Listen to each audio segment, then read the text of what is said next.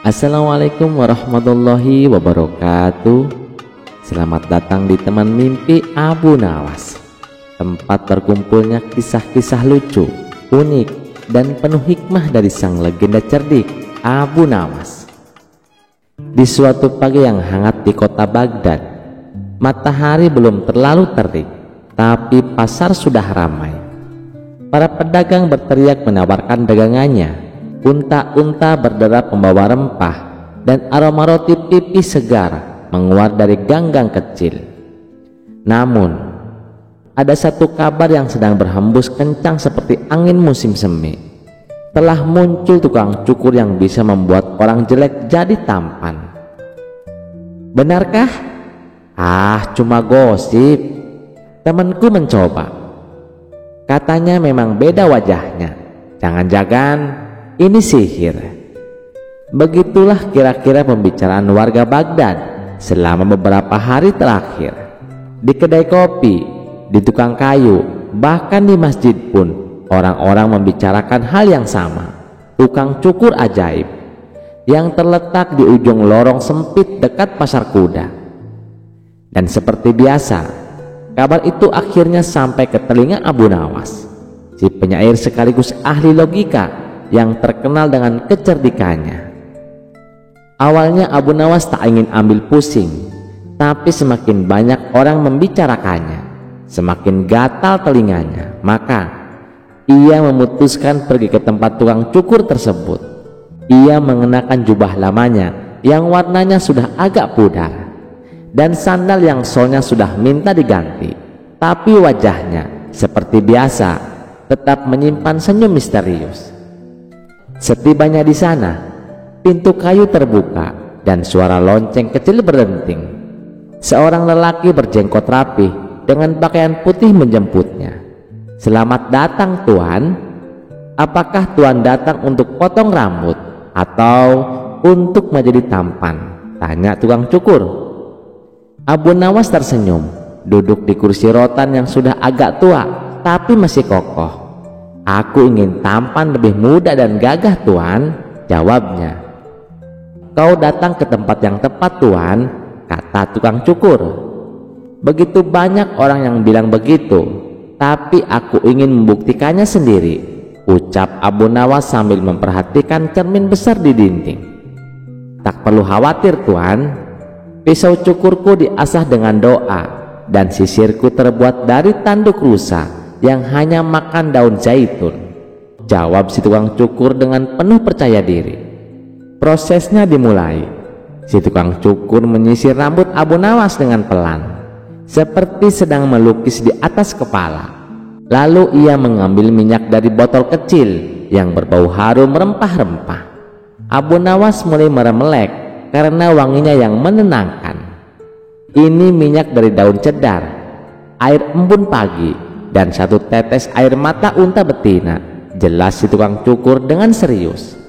Abu Nawas mengangguk-angguk, setengah percaya, setengah bingung apakah ini sedang dipijat atau dibohongi. Kemudian rambut dipotong dengan rapi, tidak terlalu pendek tapi cukup membentuk wajah. Janggut dirapihkan, alis disentuh sedikit dengan benang halus. Akhirnya, setelah hampir 1 jam, sang tukang cukur berkata, "Tuan, sekarang lihatlah di cermin. Ini dia, dirimu yang baru." Abu Nawas menatap cermin dengan teliti. Ia memiringkan kepala ke kiri, lalu ke kanan. Ia mencubit pipinya, mengedipkan mata, dan menarik napas dalam-dalam. Lalu ia berkata, Rambutku memang lebih rapi, tapi wajahku masih wajah yang sama." Si tukang cukur mengangkat alis. "Tuan tidak puas?" tanya tukang cukur. Abu Nawas pun menjawab, "Bukan tidak puas, tapi katanya setelah potong rambut di sini, wajah jadi tampan. Aku masih seperti kemarin. Kalau ada yang berubah, mungkin hanya karena aku belum cuci muka saja." Tukang cukur itu tertawa ringan. Tuan, saya ini cuma tukang cukur, Tuan. Saya bisa memotong rambut, bukan memotong usia. Saya bisa merapikan bentuk, bukan mencetak ulang wajah. Abu Nawas menatapnya, lalu mencekat sambil setengah berbisik. Tapi kau mengatakan bisa membuat orang jelek jadi tampan. Coba Tuan bayangkan, saat usia Tuan masih muda dengan rambut seperti ini, bukankah Tuan akan kelihatan tampan? Ujar si tukang cukur. Mendengar alasan tersebut, Abu Nawas pun hanya tersenyum.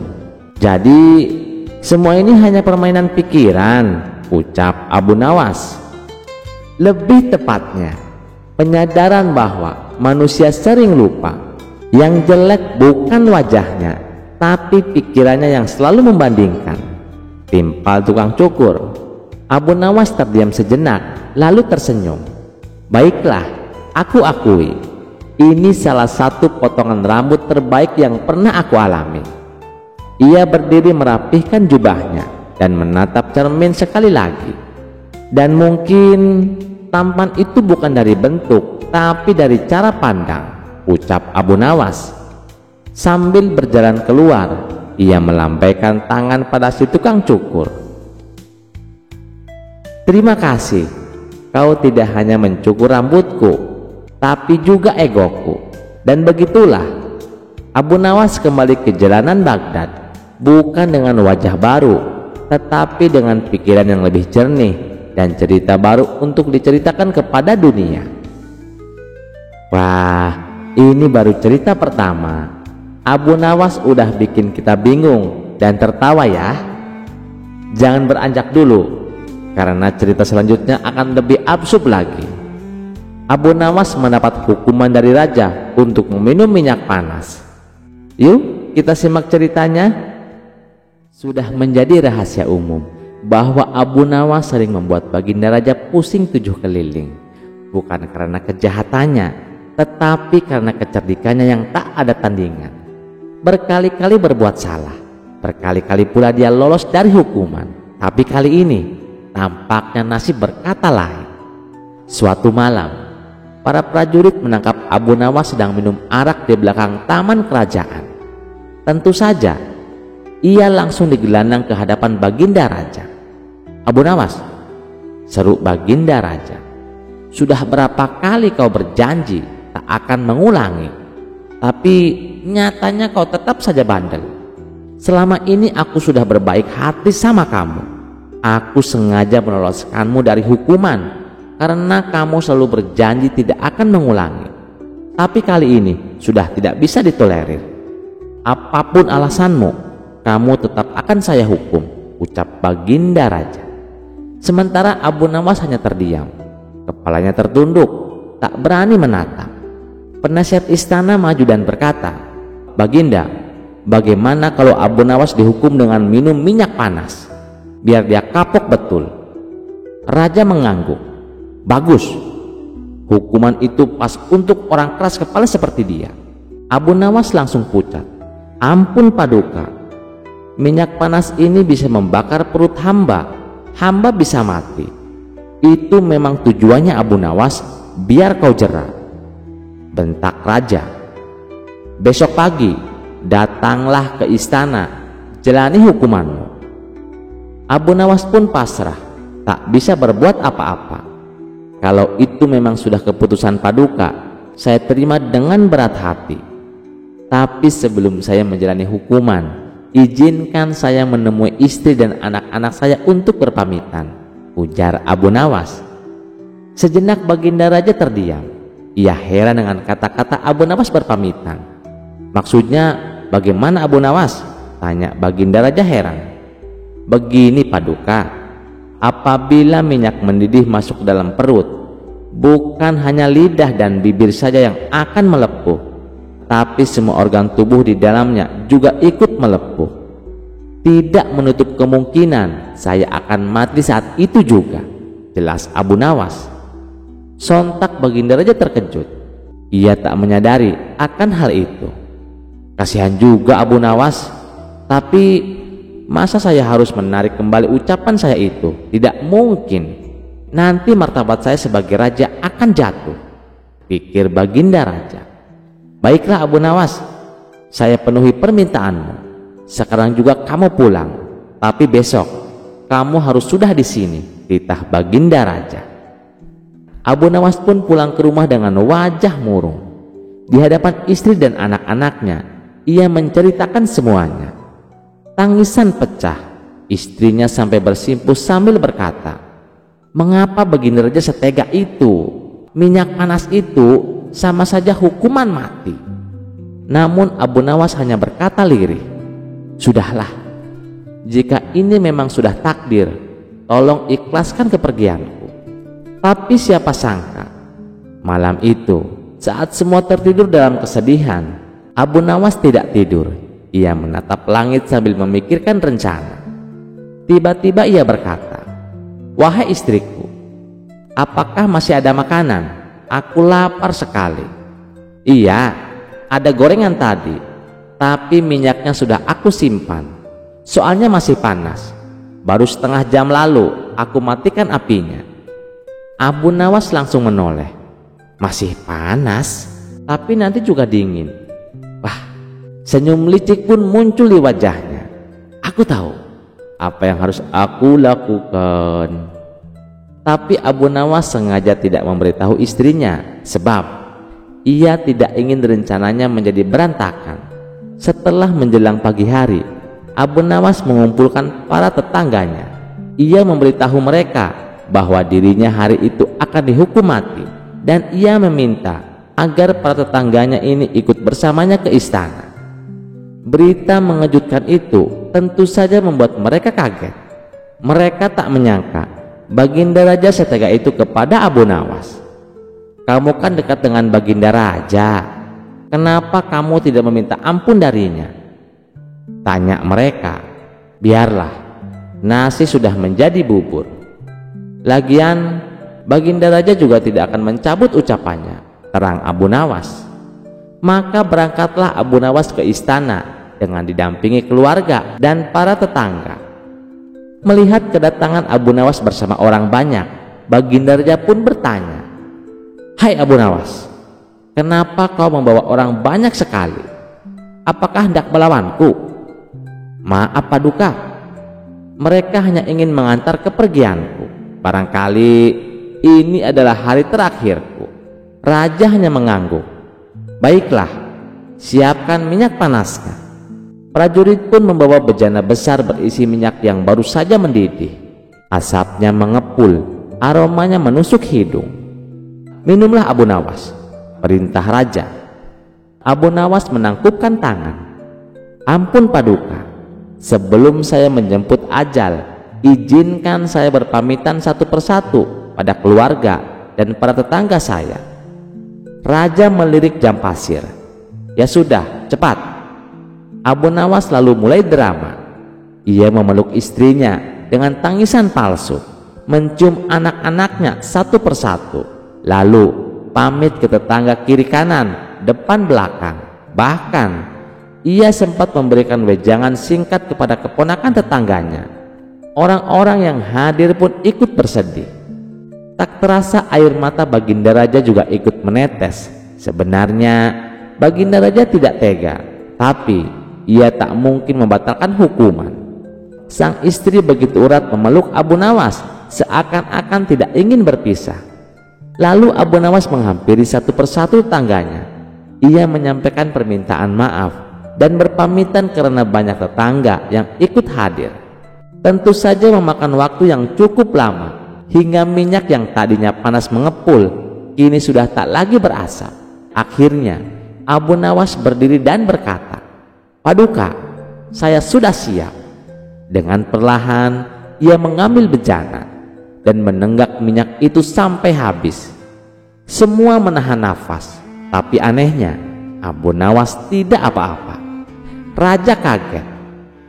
"Hei, bukankah itu minyak panas?" Abu Nawas tersenyum.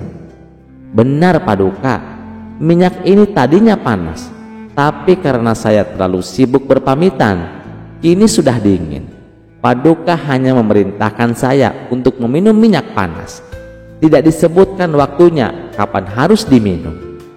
Raja melongo lalu menepuk jidat. "Kau ini memang licik luar biasa." Akhirnya Abu Nawas pun bebas dari hukuman dan pulang bersama rombongan pengantar yang kini malah jadi konvoi kemenangan. Ia tertawa sambil berkata, "Ingat, bukan kekuatan yang menyelamatkan, tapi akal sehat dan sedikit drama."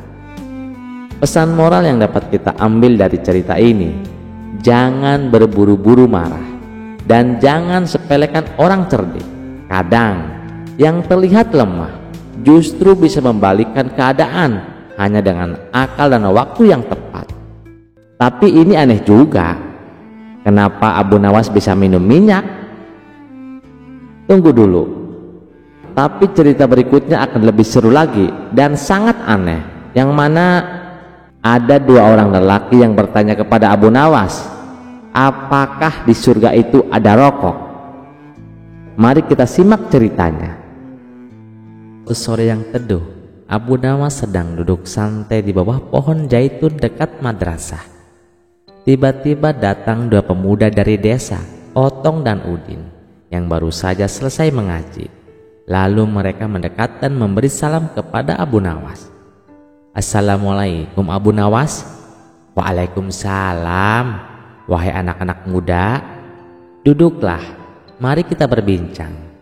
Otong yang wajahnya terlihat sedikit gelisah langsung angkat bicara.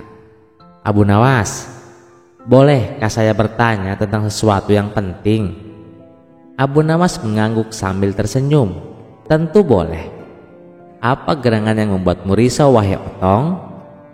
Otong menarik napas dalam-dalam lalu berkata, "Begini Abu Nawas, saya ini perokok berat. Tiap habis ngaji pasti tangan ini pingin ngebul. Nah, saya penasaran, di surga itu ada rokok enggak sih?" Abu Nawas mengelus janggutnya yang putih sambil menahan tawa yang hampir meledak. Ia berkata, "Pertanyaanmu unik sekali Otong, tapi baiklah, mari kita urai pelan-pelan." Udin, sahabat Otong yang sedari tadi menahan senyum, akhirnya menyela, "Abu Nawas, saya pernah dengar katanya di surga semua keinginan dikabulkan. Jadi ya mestinya ada dong rokok juga." Abu Nawas mengangguk. "Benar sekali. Surga itu adalah tempat segala kenikmatan. Bahkan yang belum sempat kita bayangkan pun Allah bisa ciptakan di sana. Tapi mari kita pikirkan secara logika saja." Otong dan Udin serempak mengangguk. "Begini," kata Abu Nawas mulai serius, "rokok itu terbuat dari daun tembakau, dibakar, lalu asapnya dihirup, betul?" "Betul," jawab Otong mantap. "Dan untuk membakarnya butuh apa?" "Api tentu saja," jawab Udin. "Nah," kata Abu Nawas sambil menatap mereka dengan mata berbinar, "di surga semua yang buruk tidak ada. Tidak ada sakit, tidak ada panas, tidak ada api, tidak ada juga korek gas." Otong melongo. "Loh, kalau begitu gimana cara nyalain rokoknya?"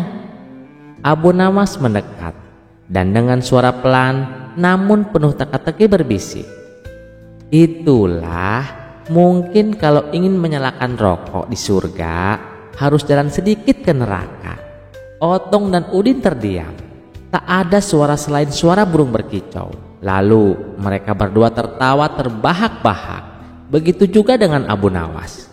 "Hahaha, ya Abu Nawas, licik betul cara berpikirmu." Abu Nawas tersenyum lebar. "Bukan licik, itu logika.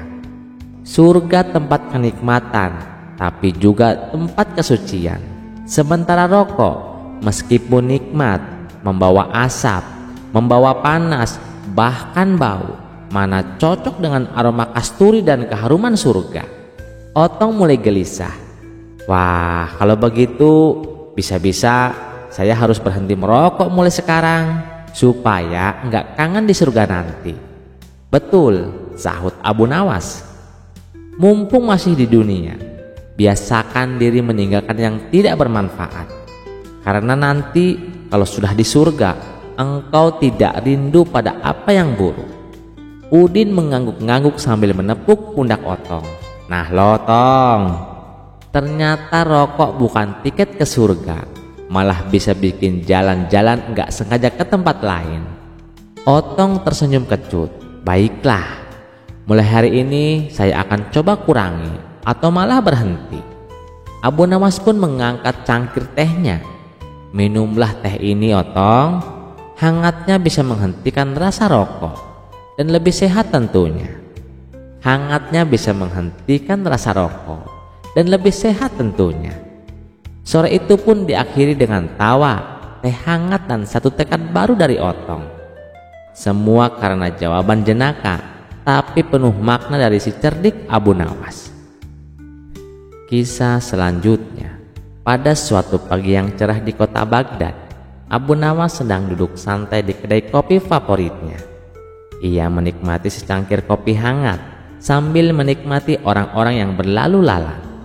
Tiba-tiba ia melihat sekelompok orang yang sedang berkumpul dan tampak berdebat dengan serius. Rasa penasaran pun muncul dan Abu Nawas mendekati kerumunan itu. Di tengah kerumunan, seorang pria berjenggot tebal sedang berbicara dengan lantang. "Rokok itu haram, tidak ada manfaatnya sama sekali dan hanya membahayakan kesehatan," katanya. Seorang pria lain yang tampak sebagai perokok berat dengan sebatang rokok di tangannya membantah. "Weh, nggak bisa begitu dong. Rokok itu membuatmu menenangkan pikiran dan toh banyak orang yang menikmatinya." Abu Nawas dengan senyum lebar di wajahnya pun menyapa. "Saudaraku, apa yang sedang kalian perdebatkan ini?" "Kami sedang mendiskusikan apakah rokok itu haram atau tidak." "Nah, kalau kamu Abu Nawas, apa pendapatmu?" Abu Nawas pun mengangguk bijak, lalu berkata, "Baiklah, ayo kita lihat masalah ini dari sudut pandang yang berbeda. Nah, sekarang apakah ada yang tahu hukum makan roti dengan susu?" Kerumunan pun terdiam. Lalu salah satu dari mereka menjawab, "Tidak ada Abu Nawas, itu sih perkara mubah. Boleh-boleh saja dilakukan." Lalu Abu Nawas pun tersenyum dan melanjutkan, "Lalu bagaimana dengan naik unta di sore hari?" Kembali kerumunan pun terdiam. Pria berjenggot tebal pun menjawab, "Ya tentu saja tidak ada hukum yang melarangnya lah Abu Nawas." Abu Nawas pun tertawa kecil dan berkata, "Nah, jika hal-hal sederhana seperti ini tidak ada hukumnya, kenapa kita tidak melihat rokok dengan cara yang sama? Rokok, roti dengan susu, atau naik unta di sore hari tidak disebutkan secara khusus dalam Al-Quran maupun Al-Hadis. Yang penting ada niat dan dampaknya." "Tapi Abu Nawas, rokok itu kan jelas merugikan kesehatan. Bukankah sesuatu yang merugikan itu harus dihindari?" tanya pria berjenggot tebal. Abu Nawas pun mengangguk setuju. "Iya, itu benar saudaraku. Tapi ingatlah, banyak hal yang jika berlebihan juga merugikan. Minum kopi terlalu banyak bisa membuatmu jantung berdebar-debar. Tetapi apakah kita akan melarang kopi?" Pria perokok yang tadi berdebat tersenyum lebar karena merasa didukung oleh Abu Nawas. "Tuh lihat, Abu Nawas saja setuju denganku." Tapi Abu Nawas mengangkat tangannya meminta semua orang untuk mendengarkan. "Tunggu dulu, aku belum selesai. Sebaliknya kita juga harus bijak. Jika kita tahu sesuatu yang tidak baik untuk kita, maka kita harus menguranginya. Jadi rokok itu tidak haram, tapi juga tidak bijak untuk dikonsumsi secara berlebihan." Semua orang terdiam merenungkan kata-kata Abu Nawas. Dengan ada jenaka, Abu Nawas menambahkan, "Dan ingat, jika kalian ingin merokok, lakukanlah jauh dari orang yang tidak merokok. Sebab tidak semua orang itu suka roti dengan susu, dan pastinya tidak semua orang juga suka dengan asap rokok." Kerumunan itu pun tertawa terbahak-bahak. Pria berjenggot tebal dan perokok berat itu pun saling tersenyum, menyadari bahwa mereka bisa bersepakat untuk sependapat dengan cara yang damai dan penuh dengan humor. Kisah selanjutnya. Suatu malam yang mencekam, istana Baginda Raja diliputi ketegangan. Para pengawal berlarian ke sana kemari. Para tabib dan dukun kerajaan berkumpul, tetapi tak satu pun dari mereka mampu menolong. Baginda Raja mengalami sesuatu yang mengerikan. Ia kerasukan. Dalam kegelisahan, seorang penasihat istana mengusulkan nama yang sudah tak asing lagi, Abu Nawas. Ia terkenal bukan hanya karena kecerdasannya, tetapi juga karena kemampuannya yang luar biasa dalam mengatasi masalah-masalah aneh. Setelah dipanggil ke istana, Abu Nawas segera mendekati Baginda yang tengah meronta-ronta dengan mata melotot dan suara bergema menakutkan. Tanpa banyak basa-basi, Abu Nawas mulai membaca doa dan membentak, "Pergilah kalian, wahai setan-setan terkutuk, jangan berani mengganggu Baginda Raja." Ajaib, 9 makhluk hitam transparan berteriak ketakutan dan lari terbirit-birit keluar dari tubuh Baginda. Namun keanehan terjadi. Masih ada satu setan yang tetap bersikukuh tinggal di dalam tubuh Baginda Raja. Abu Nawas mengerutkan dahi. Dengan penuh semangat, ia kembali membaca doa dan membentak lebih keras. Tetapi setan itu tetap bergeming. 2 jam berlalu, Abu Nawas mulai kelelahan. Keringat membanjiri tubuhnya, tetapi setan yang satu ini tetap bertahan seolah tak mendengar apapun. Para tabib, dukun, dan pengawal mulai saling berpandangan, khawatir Abu Nawas kali ini tak mampu menyelesaikan masalah. Tiba-tiba suasana makin mencekam. Dari balik kegelapan terdengar suara gaduh. Abu Nawas menoleh dan melihat 9 setan yang tadi kabur kini kembali mendekat. Ia langsung waspada dan bersiap melawan mereka lagi. "Ngapain kalian datang lagi? Masih berani mengganggu?" bentak Abu Nawas dengan suara lantang. Namun tak disangka-sangka, 9 setan itu justru gemeteran dan ketakutan. Salah satu dari mereka menjawab terbata-bata, Enggak Abu Nawas, kami cuma mau menjemput satu teman kami yang budak. Permisi." Mendengar itu, Abu Nawas dan seisi istana terdiam sejenak, lalu tiba-tiba meledak dalam tawa. Bahkan Baginda Raja yang baru saja sadar pun tertawa terbahak-bahak hingga tubuhnya benar-benar kembali sehat. Sejak saat itu, kisah Abu Nawas dan setan yang budak menjadi legenda yang diceritakan dari generasi ke generasi, mengingatkan bahwa kadang masalah tersulit hanya butuh cara pandang yang berbeda dan sedikit humor. Kisah selanjutnya. Di sebuah desa hiduplah seorang pria buta yang terkenal sangat percaya diri dengan indera penciumannya. Ia seringkali berkata kepada orang-orang bahwa ia tidak membutuhkan bantuan siapapun dalam menemukan jalan, terutama ke tempat-tempat yang memiliki bau khas seperti pasar ikan. Pada suatu pagi, Abu Nawas berjalan-jalan di pinggir desa. Ia sedang menikmati udara segar dan suara burung-burung berkicau. Tiba-tiba ia melihat seorang pria buta yang tengah berjalan tertatih-tatih dengan tongkatnya. Pria itu tampak kesulitan melewati jalan berbatu dan berlubang. Rasa iba muncul di hati Abu Nawas. Ia pun mendekati pria buta itu dan dengan ramah ia menyapa. "Hendak kemana, Tuan?" tanya Abu Nawas dengan ramah. "Saya mau ke pasar ikan," jawab si orang buta tanpa menoleh.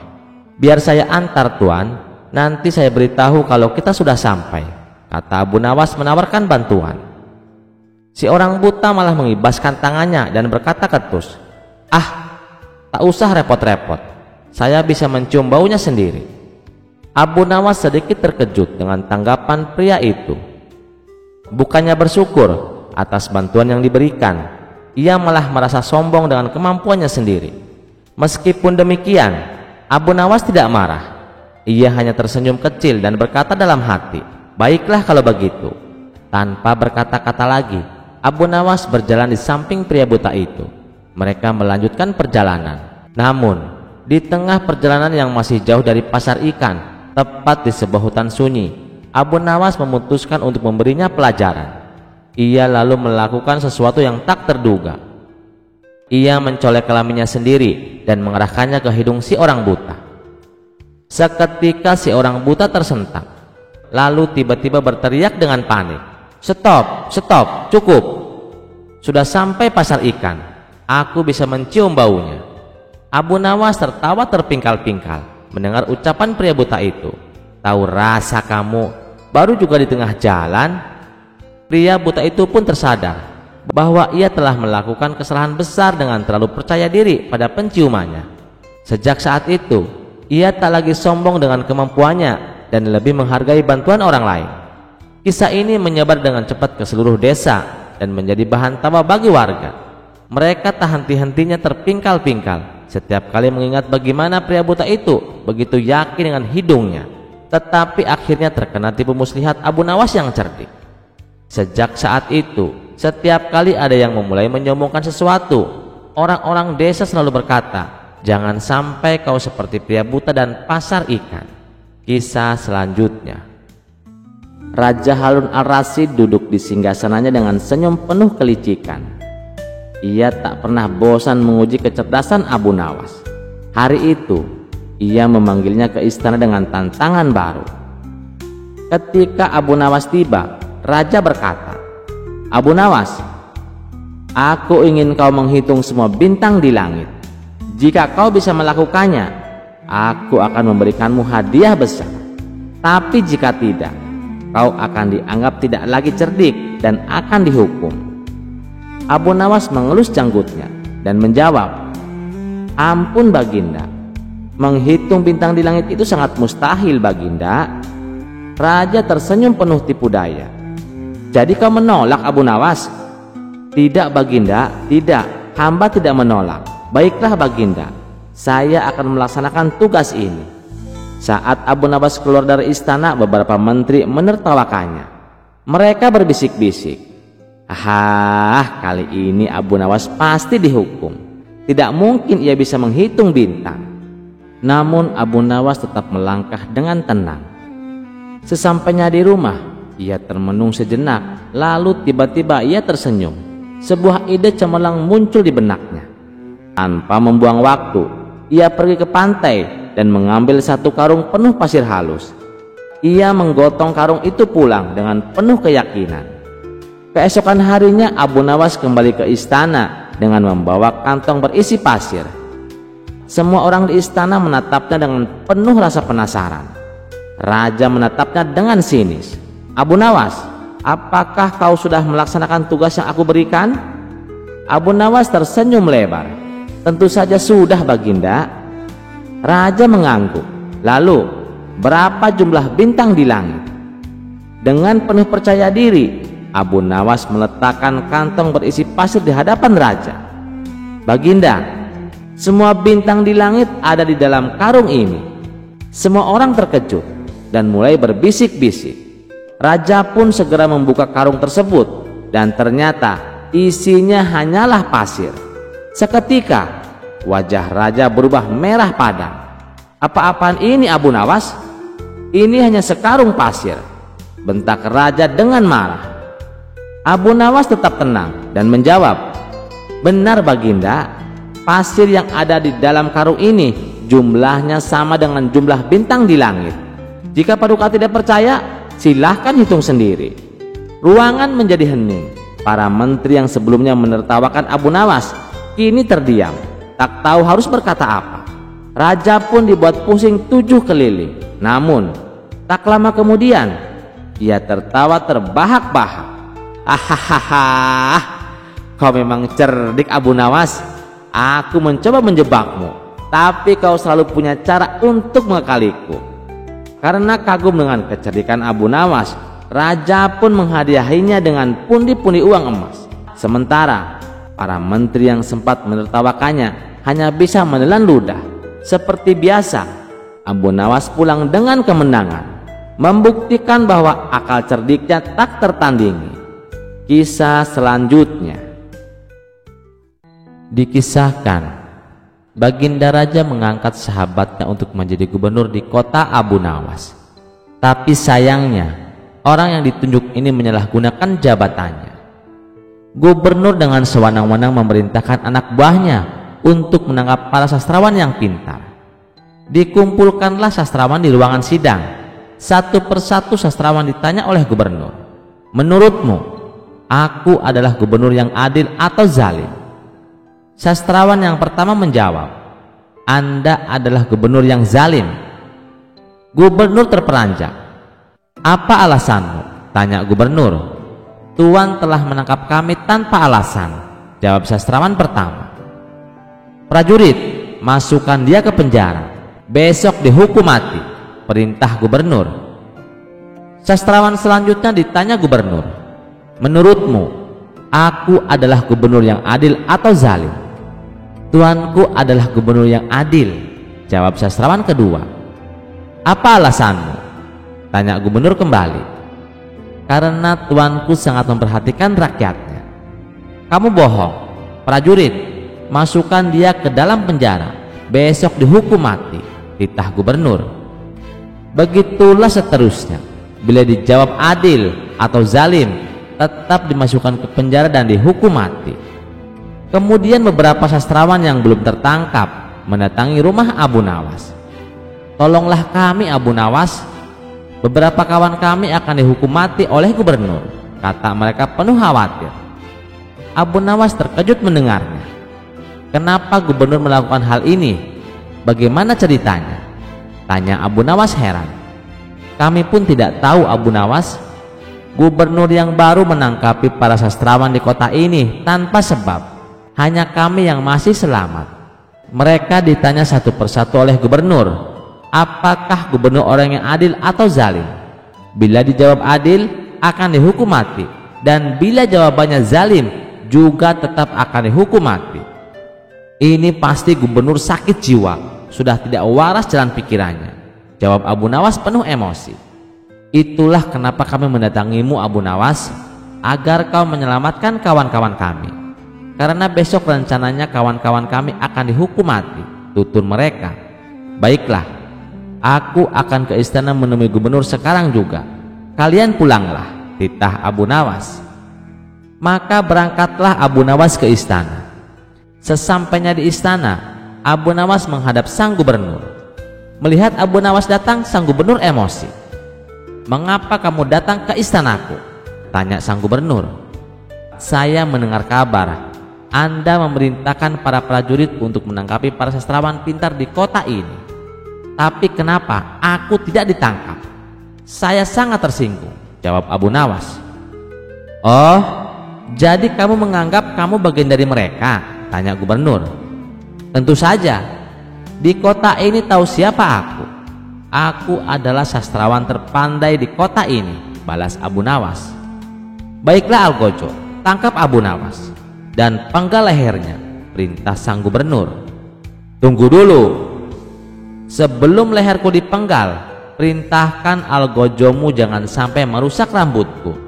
Sebab aku baru saja keluar dari tukang cukur," timpal Abu Nawas.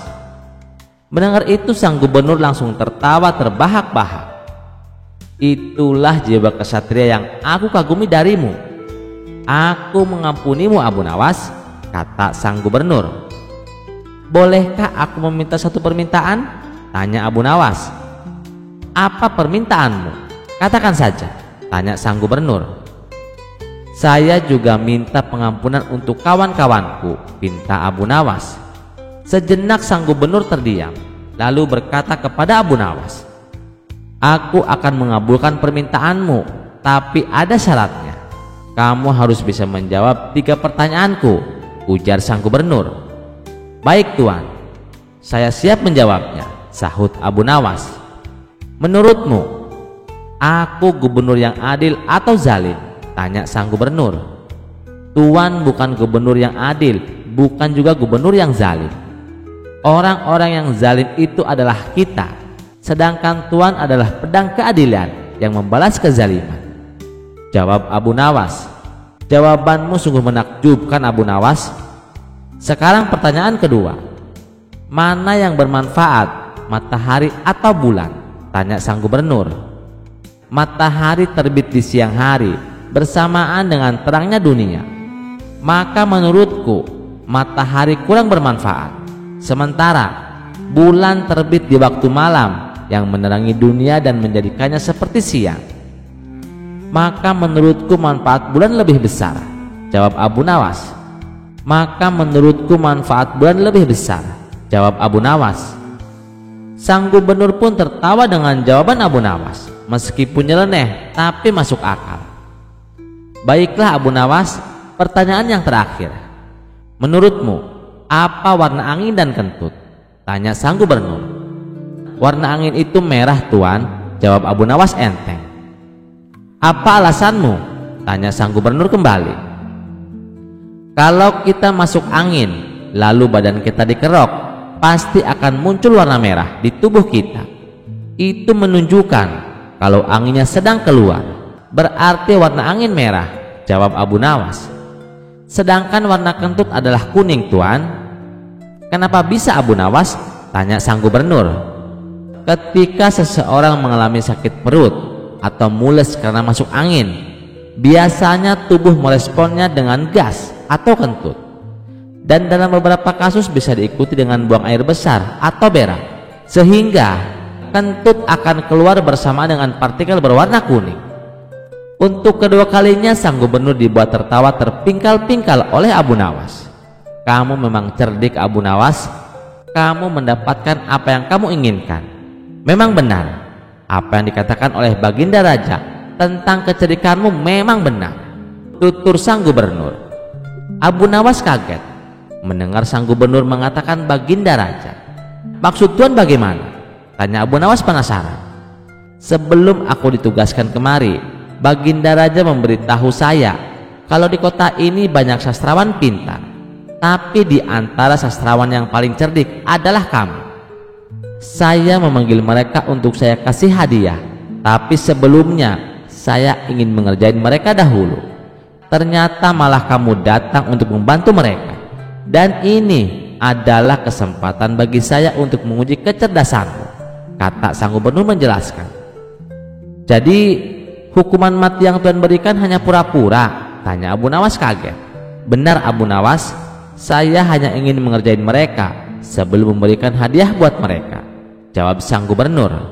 Abu Nawas pun terdiam sejenak. Kurang ajar, ternyata aku masuk ke dalam perangkapnya. Tunggu saja nanti, jawab Abu Nawas dalam hati. Kisah selanjutnya. Pada suatu pagi raja mengajak Abu Nawas berjalan-jalan di padang pasir. Para pengawal dengan sigap telah menyiapkan 2 ekor unta yang gagah untuk mereka tunggangi. Sang raja melirik Abu Nawas dan berkata, "Naiklah Abu Nawas." Tanpa ragu, Abu Nawas menaiki untanya dengan hati-hati. Ia berusaha menjaga keseimbangan agar tidak mendahului Baginda Raja. Baginya, etika di hadapan penguasa adalah hal yang paling penting. Di tengah perjalanan, sang raja memecah keheningan dengan sebuah pertanyaan. "Abu Nawas, apakah kau sudah menikah?" "Iya Baginda," jawab Abu Nawas dengan sopan. Sang raja mengangguk lalu bertanya lagi, "Dengan perawan atau janda?" "Dengan janda Baginda," jawab Abu Nawas tanpa ragu. Raja mengerutkan kening, merasa heran dengan pilihan sahabat cerdiknya itu. "Mengapa tidak menikahi seorang perawan saja? Engkau bisa bermain dengannya dan ia bisa bermain denganmu." Abu Nawas tersenyum tipis, lalu dengan nada tenang ia menjawab, "Baginda, aku ini memiliki banyak saudari perempuan. Jika aku menikahi seorang janda, maka ada seseorang yang bisa mengurusi mereka, menyisir rambut mereka, serta merawat mereka seperti seorang ibu. Sedangkan seorang gadis perawan biasanya lebih senang bermain-main, berbeda dengan seorang janda yang telah memahami pahit manisnya kehidupan berumah tangga." Mendengar jawaban itu, raja terdiam sejenak. Ia kemudian tertawa kecil dan mengangguk penuh kagum. "Abu Nawas, engkau memang selalu punya alasan yang bijak di balik setiap keputusanmu. Pesan yang dapat kita petik dari kisah ini adalah bijaklah dalam mengambil keputusan, karena pilihan yang didasarkan pada pertimbangan matang akan membawa manfaat tidak hanya bagi diri sendiri, tetapi juga bagi orang-orang yang di sekitar kita. Kisah selanjutnya. Suatu hari seorang petani tertangkap basah sedang mencuri pisang di sebuah kebun. Pemilik kebun yang geram melihat kejadian itu segera menangkap si pencuri dan membawanya ke istana untuk diadili oleh Raja Harun ar-Rasyid. Namun, karena raja menganggap kasus ini sepele, ia memutuskan untuk menyerahkan perkara ini kepada Abu Nawas. "Abu Nawas, aku ingin kau menjadi hakim dalam perkara ini," titah sang raja. Abu Nawas mengangguk dan segera meminta pencuri itu maju ke depan. Dengan suara tenang ia bertanya, "Katakan, mengapa kau mencuri pisang ini?" Pencuri itu menundukkan kepala dan menjawab dengan lirih, "Ampun Tuan Hakim, saya mencuri bukan karena kebiasaan, melainkan karena keterpaksaan. Anak saya kelaparan, sementara saya sudah 1 minggu tidak mendapatkan pekerjaan sebagai kuli. Saya tidak punya uang sepeser pun untuk membeli beras. Jadi, saya mencuri pisang ini agar anak saya bisa makan." Abu Nawas menghela napas panjang. Kemudian, ia menoleh kepada pemilik kebun. "Berapa banyak pisang yang dia curi?" "1 pohon Tuan Hakim," jawab pemilik kebun dengan nada tegas. Abu Nawas mengangguk pelan dan kembali bertanya, "Apakah kau bersedia memaafkannya?"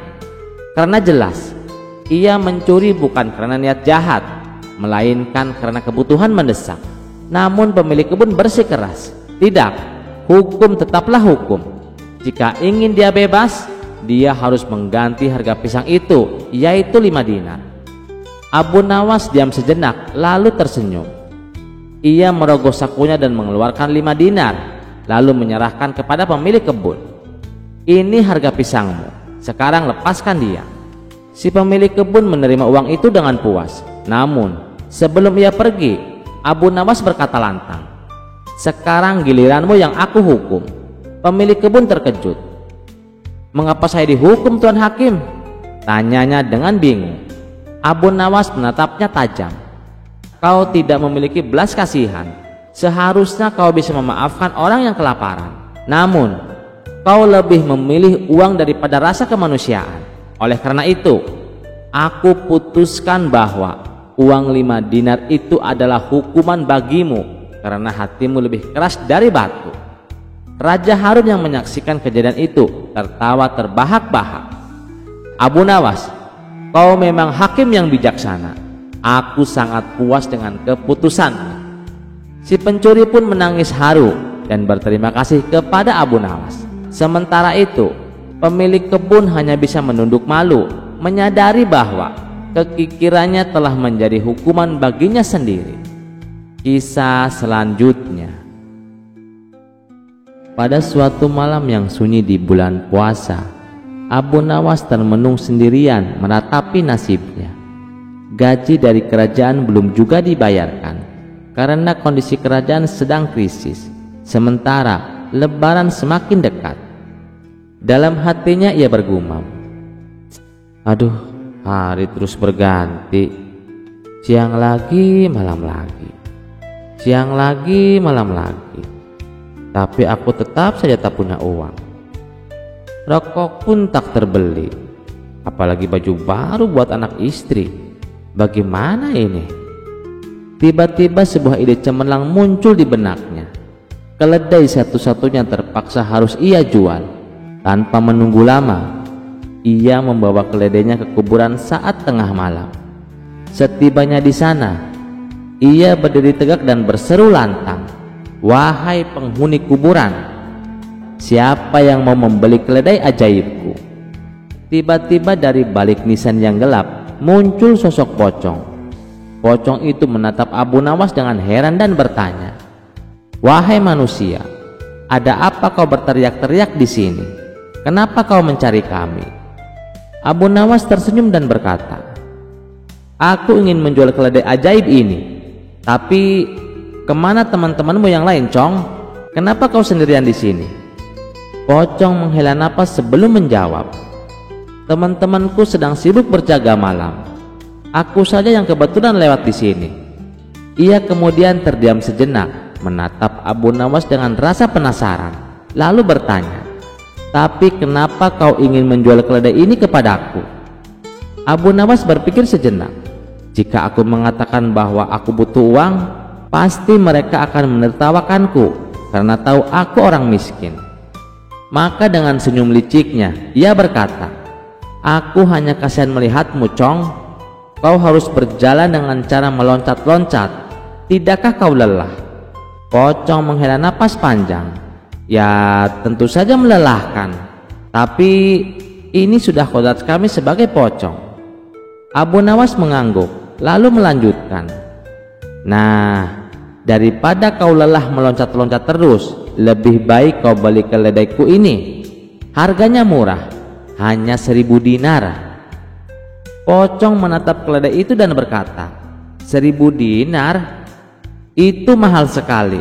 Di pasar, keledai biasa harganya hanya 100 dinar." Abu Nawas tertawa kecil. "Tapi ini bukan keledai biasa, Cong. Ini keledai ajaib. Kau bisa menaikinya dan pergi kemana saja tanpa harus meloncat-loncat." Setelah berpikir sejenak, pocong akhirnya setuju. "Baiklah, aku beli," katanya. Tiba-tiba sebuah peti hitam muncul di depan Abu Nawas, dan di dalamnya terdapat 1000 dinar emas. Dengan penuh kegembiraan, Abu Nawas segera mengambil uang itu dan pergi meninggalkan kuburan. Sesampainya di rumah, ia tertawa sendiri sambil bergumam, "Dasar pocong, mana ada pocong bisa naik keledai? Kan kita sudah beda alam."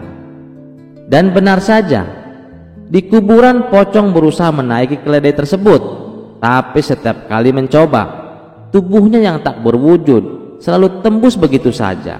Sementara itu, Abu Nawas tidur nyenyak dengan kantong penuh uang, puas dengan kelicikannya. Kisah selanjutnya.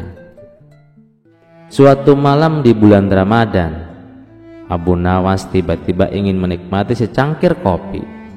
Sayangnya, persediaan di rumahnya habis. Ia pun memutuskan untuk pergi ke warung kopi di seberang hutan, meskipun waktu sudah menunjukkan tengah malam.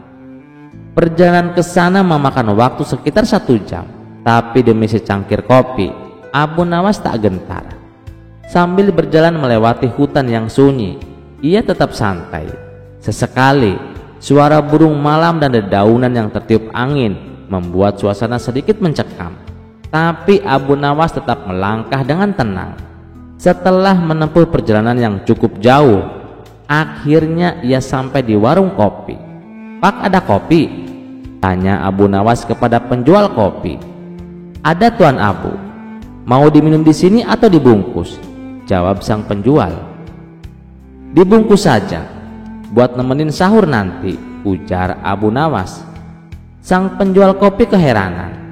"Tumben Tuan Abu, malam-malam begini beli kopi, gak takut hantu?" tanyanya penasaran. Abu Nawas tertawa kecil. "Ah, mana ada hantu di bulan puasa. Sebelum Ramadan sih, aku sering ketemu hantu. Tapi hantu itu malah takut kalau bertemu denganku. Mereka nggak mau aku kerjain," katanya dengan wajah penuh percaya diri. Penjual kopi tertawa terbahak-bahak. "Kalau aku sih nggak berani keluar malam begini. Sering apes ketemu hantu terus. Padahal aku nggak pernah mengganggu mereka. Dan aku sering beribadah," keluhnya. Abu Nawas tersenyum sinis. "Mungkin tuan ibadahnya hanya kalau lagi butuh sesuatu saja. Hantu itu doyan sama orang yang jarang beribadah loh," katanya sambil mengambil kopi yang sudah selesai dibungkus. Setelah membayar, Abu Nawas pun berpamitan. "Baiklah, aku pulang dulu. Sahur sebentar lagi," katanya. "Hati-hati Tuan Abu. Di dekat kuburan suka ada Mbak Engkun yang berdiri di ranting pohon," ujar penjual kopi sambil berbisik. Abu Nawas hanya tertawa kecil, melanjutkan perjalanan pulang melewati hutan. Saat melewati kuburan, ia tiba-tiba kebelat kencing. Karena tak tahan, ia pun berhenti di bawah sebuah pohon di pinggir kuburan untuk buang air kecil. Setelah itu ia kembali berjalan pulang. Namun setelah hampir 2 jam berjalan, Abu Nawas mulai heran. "Loh, Kok aku balik lagi ke kuburan ini? Bukannya aku sudah berjalan jauh, gumamnya. Ia mulai berpikir, jangan-jangan aku dikerjain hantu gara-gara tadi kencing enggak permisi, ucapnya dalam hati. Tapi kemudian sebuah ide cemerlang muncul di kepalanya. Abu Nawas teringat bahwa saat berbuka puasa tadi ia makan banyak jengkol.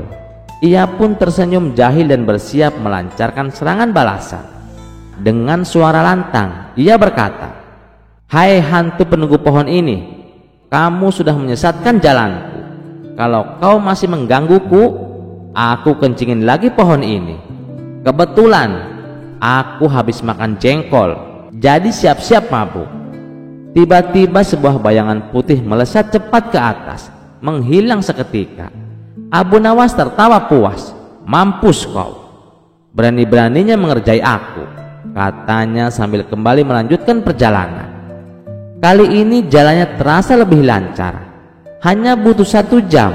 Akhirnya ia sampai di rumah tepat waktu untuk sahur. Dengan santai ia duduk menyeruput kopi yang tadi dibelinya sambil menikmati sebatang rokok. "Aduh, malam ini benar-benar nikmat," gumamnya sambil tertawa puas. Kisah selanjutnya. Pada suatu hari Abu Nawas datang menghadap raja yang sedang berada di baleriung istana bersama para menteri dan para pejabatnya. Dengan penuh percaya diri, Abu Nawas berkata, "Baginda, hamba bisa membuatkan baju terindah di dunia. Baju itu akan dipenuhi permata dan perhiasan, dan belum pernah ada yang menandingi keindahannya." Sang raja pun tertarik, apalagi 2 minggu lagi akan diadakan karnaval besar di seluruh negeri. Ia membayangkan dirinya tampil memukau di hadapan rakyatnya. Namun Abu Nawas memberi satu syarat yang membuat semua orang terdiam. "Ada satu hal Baginda, baju ini sangat istimewa karena hanya bisa dilihat oleh orang-orang yang berhati baik dan tulus. Sebaliknya, orang jahat tidak akan bisa melihat baju ini, seolah-olah baju ini tidak ada," ujar Abu Nawas tenang. Raja sedikit terkejut, namun akhirnya menyanggupi. Ia pun menyerahkan uang muka berupa permata dan perhiasan mahal kepada Abu Nawas sebagai bahan pembuatan baju tersebut. Di sebuah ruangan khusus di istana, Abu Nawas mulai bekerja. Setiap hari ia tampak sibuk, seolah-olah sedang menyulam dan menjahit kain yang tak kasat mata. Pekan pertama, raja memutuskan untuk melihat progresnya. Ia masuk ke ruangan dan mendapati Abu Nawas tampak serius bekerja. Namun, ia tak melihat sehelai kain pun di sana. Dalam hati, raja mulai gelisah. Apakah aku bukan orang baik? Mengapa aku tidak bisa melihat bajunya? Melihat raut kebingungan raja, Abu Nawas segera berkata, "Baginda, lihatlah hasil awal dari baju ini. Bukankah indah?" Raja yang tidak ingin dianggap jahat pun menjawab, walau dalam hati ragu, "Wah, ini sungguh luar biasa. Baju yang sangat indah." Hari demi hari berlalu dan berita tentang baju ajaib ini menyebar ke seluruh istana. Semua penasaran dan ingin melihatnya. Tapi seperti raja, tak satu pun dari para menteri dan pejabat yang bisa melihatnya. Namun mereka semua berpura-pura bisa melihat karena takut dianggap jahat dan kehilangan jabatan. "Indah sekali Baginda," seru salah satu menteri. "Baju ini benar-benar menakjubkan," sambung pejabat lain. Ruangan itu pun penuh dengan pujian palsu dan kekaguman yang dibuat-buat. Akhirnya tibalah hari karnaval. Abu Nawas dengan membawa nampang kosong dan menghadap raja. "Baginda," katanya dengan bangga, "inilah mahakarya yang akan membuat Baginda tampak luar biasa di hadapan rakyat." Raja melihat ke nampan itu dan lagi-lagi tidak ada apa-apa. Tapi karena takut dianggap tidak baik, ia pun berpura-pura takjub. "Luar biasa, saya sangat menyukainya." Raja pun masuk ke ruangan khusus untuk mengenakan baju ajaib itu. Ia melepaskan bajunya, hanya memisahkan celana pendek, dan Abu Nawas berpura-pura memakaikan sesuatu kepadanya. Pelayan dan pengawal yang melihat hanya bisa berpura-pura takjub agar tak dicurigai sebagai orang jahat.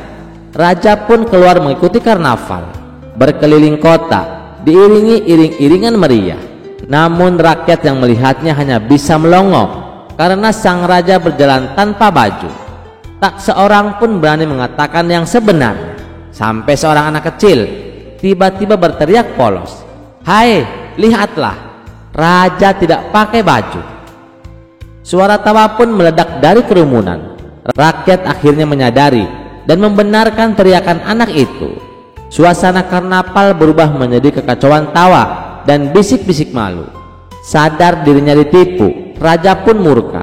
Ia segera memerintahkan pengawal untuk menangkap Abu Nawas. Namun sayang, Abu Nawas sudah lama menghilang, membawa lari permata dan perhiasan kerajaan. Sejak saat itu, kisah baju ajaib Abu Nawas menjadi buah bibir di seluruh negeri. Meskipun pihak istana terus membantahnya, rakyat tetap menyiapkan kisah ini sebagai legenda tentang kelicikan Abu Nawas yang tak tertandingi. Terima kasih sudah mendengarkan cerita ini. Sampai jumpa di cerita selanjutnya. Jangan lupa like, share, dan subscribe channel Teman Mimpi. Wassalamualaikum warahmatullahi wabarakatuh.